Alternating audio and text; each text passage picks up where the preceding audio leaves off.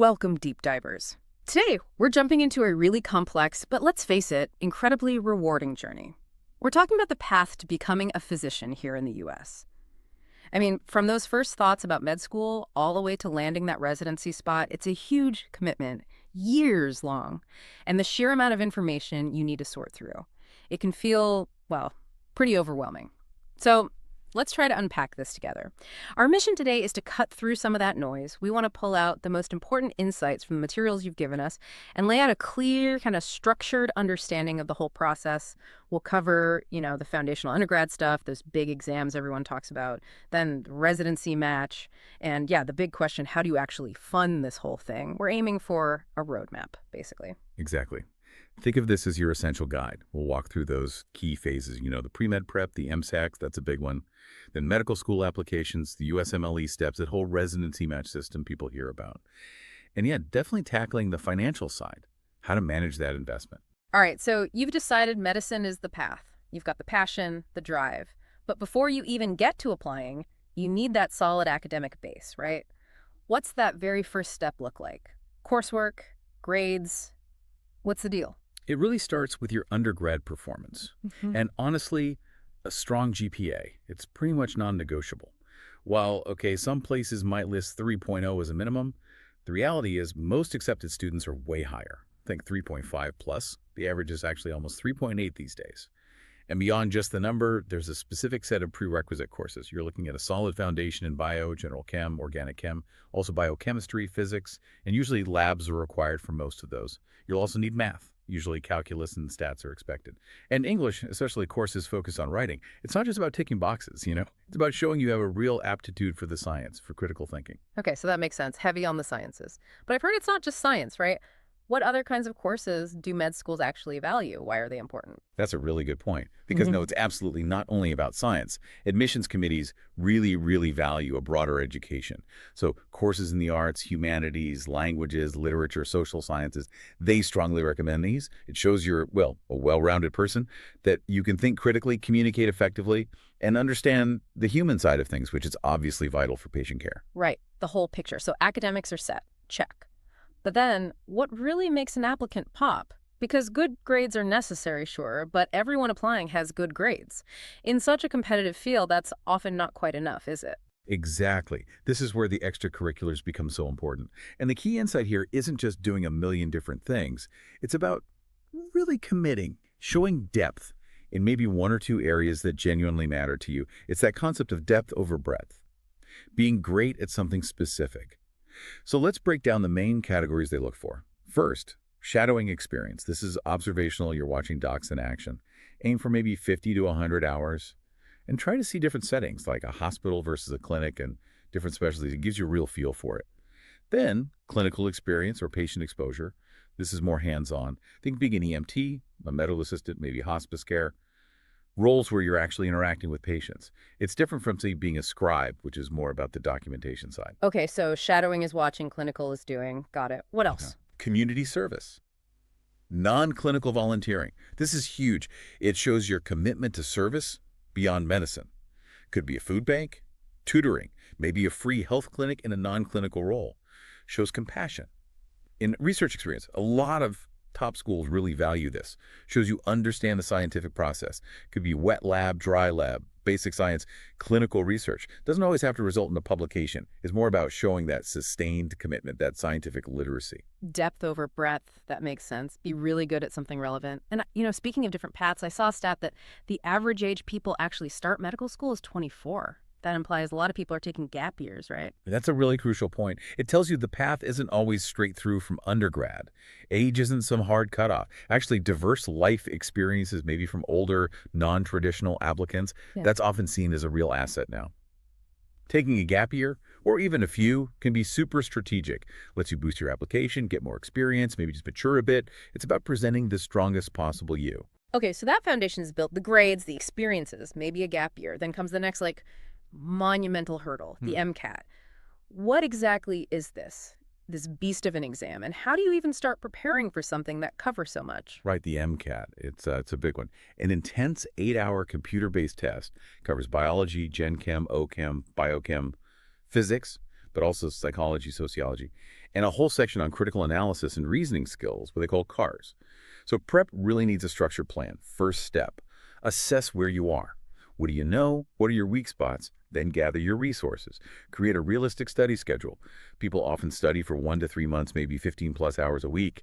And the key is active learning. Don't just read, summarize stuff in your own words, explain concepts out loud, apply what you're learning, and practice, practice, practice. Use those official AAMC materials. They're critical. Khan Academy videos are also great, especially for PsychSoc. But the AMC stuff, section bank, question packs, the full-length tests, essential. 8 hours. Wow. Okay, so you've done the prep, you're feeling ready, hopefully. What about the practical side? Test day logistics, rules you absolutely cannot mess up. Yeah, the practical stuff matters. Cost is around $320, give or take, and rescheduling fees can add up if you change plans late. ID requirements are super strict. Government-issued photo ID, unexpired, signature, must be in English. Your school ID won't cut it. No credit cards, no paper IDs, and prohibited items, basically everything electronic. Phones, watches, cameras, no books, no notes allowed in the testing room. They give you earplugs and a noteboard for scratch work. Also, know the retake limits. Only 3 times in 1 year, 4 times over 2 years, and 7 times total in your lifetime. 7 lifetime attempts, wow. Right, so you want to be prepared. Taking full-length practice tests under timed simulated conditions is key for stamina and pacing. And seriously, build breaks into your study schedule. Burnout is real. Okay, MCAT conquered. Whew. But the testing doesn't stop there, does it? The standardized tests continue in medical school with the USMLE. What are these steps and why are they such a big deal for your future? Right, the USMLE, the United States Medical Licensing Examination. These are crucial for getting your medical license and matching into residency. Step 1 usually comes after the first 2 years of med school. It really focuses on the basic sciences, organ systems, pharmacology, pathology, ethics, kind of connecting that foundational knowledge to clinical practice. It's pass-fail now, but still important.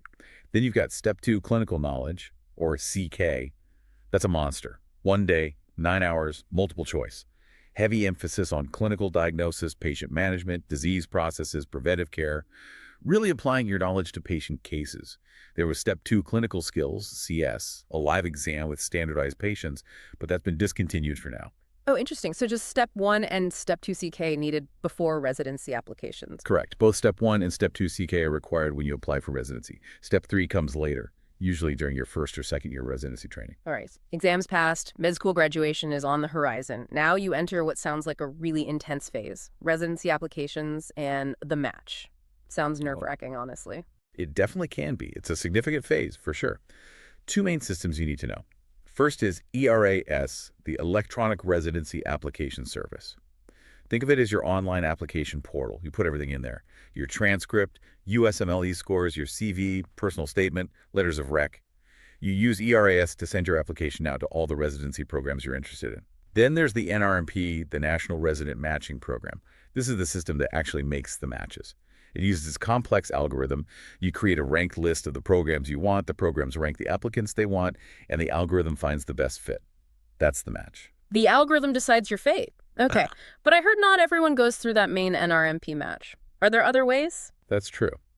While NRMP covers most specialties, there are some important exceptions. If you're in the military, there's the military match.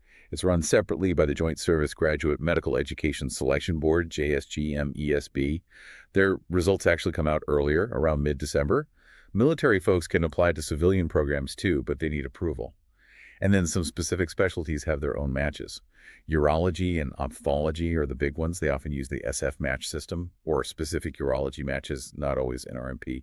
So yeah, if you're interested in those fields, you need to research their specific application and match process. Good to know. So focusing on the main match, how do you boost your chances? You mentioned away rotations earlier. You described them like working interviews. Sounds like a great chance to impress a program. That's exactly what they are. Away rotations or audition rotations, sometimes called sub-internships or sub-Is. They're incredibly valuable. You go spend usually 4 weeks at a program you're really interested in. It lets you see the program from the inside, experience the culture, work with the residents and faculty. And yeah, it's absolutely your chance to showcase your skills, your work ethic, your personality. Let them see you in action. The strategy is timing. Best done late in your 3rd year or early in your 4th year. Critically, do them after you've completed your core clerkship in that specialty at your home school. You want to hit the ground running and look competent. Makes sense. You don't want to look lost on your audition. Exactly. Most students do maybe one or two away rotations. You have to balance them with time needed for interviews later. Okay, so away rotations are key. What about the application itself? The personal statement, letters, the interview day, every piece matters, right? Absolutely. Every single piece. Your personal statement is huge. Don't just rehash your resume. Try to start with a compelling story, an anecdote that grabs the reader. Explore themes, maybe resilience, compassion, humility. Show, don't just tell. Connect your life experiences, even non-medical ones, to why you're choosing medicine and why you'd be a good fit. Then, letters of recommendation. You'll typically need 2 or 3, usually from faculty mentors or supervisors who know you well. Common advice is 2 from science faculty, 1 from non-science. You can use services like Interfolio to collect them even before ERA opens, which is smart planning. Good tip. The MSPE, or Medical Student Performance Evaluation, used to be called the Dean's Letter. This is compiled by your medical school. It summarizes your academic record, your progress, compares you to your peers. It also includes up to 3 noteworthy characteristics about you, just short descriptions. And finally, the interviews. This is where they get to know the person behind the paper application. Practice answering common questions. Why medicine? Why our program? Tell me about a challenge. Strengths, weaknesses. How do you handle stress? Be ready with thoughtful questions for them too.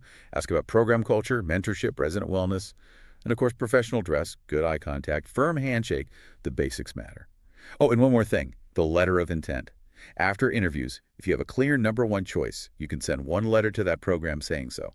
Signal strong interest. Just 1 though. Wow, that's a lot to manage. So after all that, match week arrives, the anxiety must be intense. What are the odds, really? And what if? What if you don't match? Is there a backup? It is definitely a high-stakes week, but the data might be a little reassuring. People often aim for like 12, 15 interviews. But the stats suggest that if you rank 8 to 10 programs where you interviewed contiguously on your list, your chance of matching is actually over 90%. Really? Only 8 to 10? Yeah, because generally, stronger applicants tend to get more interview offers anyway. So those 8-10 ranks are often from very competitive applicants. And here's another surprising thing. Around 80% of U.S. seniors match to one of their top 3 choices. That's actually pretty good alignment. It suggests the algorithm, complex as it is, often works well for applicants. But for those who don't match initially, and it does happen, there's the SOAP. That stands for the Supplemental Offer and Acceptance Program. It happens during match week. Eligible unmatched applicants get access to a list of unfilled residency spots. You can then quickly apply to up to 45 of these unfilled programs through ERS. It's a fast-paced process to fill remaining positions. And once you match, residency itself lasts, anywhere from 3 to 7 years, depending on the specialty. You're getting paid, learning, gaining responsibility. An incredible journey, truly. But we have to talk about the elephant in the room, the cost. Medical school is a massive financial undertaking. Tuition, living costs, exam fees, it all adds up. What are the main ways students actually fund this path? Yeah, the financial piece is undeniably significant. It requires careful planning. First step is applying for financial aid every year. That means filling out the FSA, the free application for federal student aid. Your eligibility for need-based aid is basically the cost of attendance minus what they calculate is your student aid index. The main source of funding for most is federal loans. You've got the federal direct unsubsidized loan. Key thing here is unsubsidized interest starts accruing right away, even while you're in school. Then there are the federal direct graduate PLS loans, or grad PLUS loans. These are credit-based, also unsubsidized, meaning interest accrues immediately. The interest rates and fees can be higher than the direct unsubsidized loan. Repayment on federal loans typically starts after a grace period once you leave school, but interest is usually ticking the whole time. Loans are one route. What about scholarships? Especially ones that might cover a big chunk. Absolutely. Service obligation scholarships are fantastic options if you're willing to commit to service after training. The Armed Forces Health Professions Scholarship Programs, HPST, Air Force, Army, Navy, are very generous. They typically cover full tuition, all required fees, and give you a monthly stipend for living expenses. In return, you owe 1 year active duty service as a commissioned medical officer for each year you receive the scholarship. There's usually a minimum service obligation, like 3 or 4 years. There are age limits too, generally around 35, 40, though sometimes waivers are possible, especially if you have prior military service. Another major one is the National Health Service Corps Scholarship Program, NHSC. This also provides a stipend, pays full tuition and required fees, and covers some other reasonable education costs. And importantly, the scholarship funds are tax-free. The commitment here is to work in primary care, typically family medicine, internal medicine, pediatrics, OBGYN, psychiatry in a designated high-need health professional shortage area, or HPSA. You owe 1 year of service for each year of scholarship support, with a minimum of 2 years served after you finish residency. So, big help financially, but requires a specific service commitment later. Exactly. There might also be other smaller, specific loan programs like the AMAE-RF loan mentioned in the materials, sometimes targeted at specific groups or needs, often with different interest rates or repayment terms than federal loans. You have to research those carefully. With all these loans and options, managing the money wisely seems just as important as getting it. And you need to trust the financial aid folks helping you, right? What resources help with that? And what standards do those professionals follow? Financial literacy is absolutely key. You need to track your borrowing. A crucial resource is the National Student Loan Data System, or NSLDS. That's the Department of Education's central database for all your federal student loans and grants. You check it regularly. There are also tools specifically for medical students, like the MedLoans Organizer and Calculator provided by the AAMC, which helps manage loan information. And yes, you should feel confident in the financial aid professionals at your school. They generally adhere to ethical principles, like those set by NASFA, the National Association of Student Financial Aid Administrators. Their code emphasizes things like removing financial barriers, helping students with need, educating borrowers about their responsibilities, respecting privacy, ensuring equity, and avoiding conflicts of interest. They're there to guide you ethically. And on the topic of debt, here's something interesting that kind of challenges a common assumption. Many people think high debt levels force doctors into the highest paying specialties to pay it back quicker. But some data, like from 2016, actually suggested the opposite might be true sometimes. For instance, that data showed about 80% of family medicine residents had debt, compared to only 60% of ophthalmology residents. Huh. So the ones in the higher paying specialty potentially had less debt. Yeah, suggesting maybe they weren't primarily driven by the need to repay huge loans when choosing their specialty. Perhaps they had more family support, or other factors were more important. It just adds another layer to thinking about specialty choice beyond just the future paycheck. Fascinating, right? That is really interesting. Okay, well, we have covered a tremendous amount of ground today. Seriously, from picking those first undergrad courses, battling the MCAT and USMLE, to figuring out the finances, navigating the residency match maze. It's truly a demanding, complex path. Requires so much dedication. It really does. And ultimately, becoming a physician isn't just a job. It's this profound commitment. A commitment to keep learning for your entire life, and a commitment to service. So thinking about everything we've discussed, the intense demands, different ways to get there, what do you, listening right now, think is the single most critical personal quality a future doctor absolutely needs to cultivate, and why that one? Is it pure resilience, deep empathy, maybe that relentless intellectual curiosity, or something else entirely, something to definitely mull over as you think about this journey?